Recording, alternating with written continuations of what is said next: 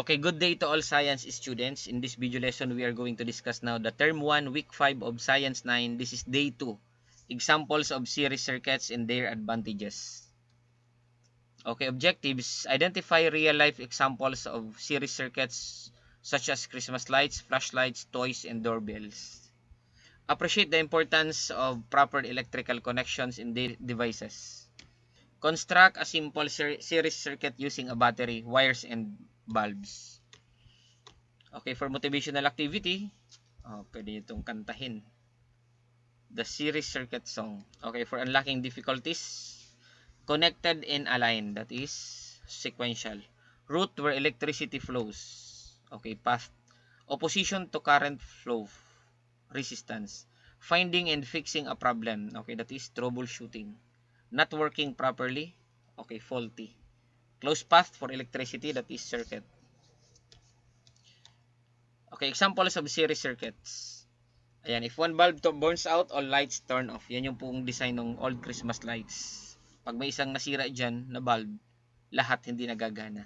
Flashlight, battery to switch to bulb back to battery. Okay, simple battery powered toy.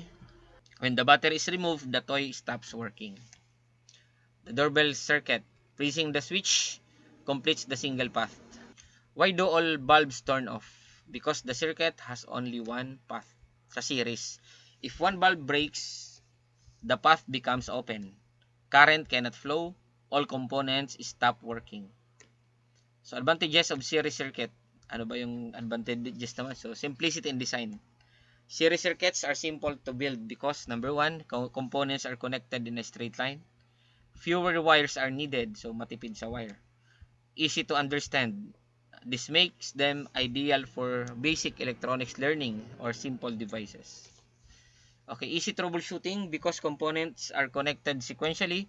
If something stops working, check each component one by one. The broken part will stop the whole circuit. Example, if 3 bulbs are connected and they all turn off, check bulb 1, bulb 2, bulb 3, bulb 1, bulb 2, bulb 3, and battery, and also the connecting wires. The faulty components is easy to identify. Control of total resistance in a series circuit. Ito. Adding more resistors resulting to increases total resistance. Since total resistance is equal to R sub 1, R sub 2, R sub 3, so on and so forth. Kung ilan yung resistance, resistor dyan, kunin nyo yung value i-plus lahat yun ng total resistance pagdating sa series circuit. Okay, this allows engineers to control current, protect devices, adjust brightness. Example, if resistance increases, current decreases based on Ohm's law. Kasi nga sila ay inversely proportional. Okay, individual activity, build and break. Materials, we have battery, small bulbs, 3 connecting wires, 1 switch.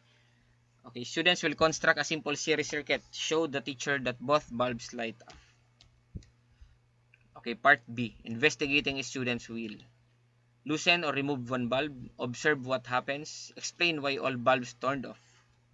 For part C, draw. Students will draw the circuit they built. Label battery, bulbs, wires, and switches.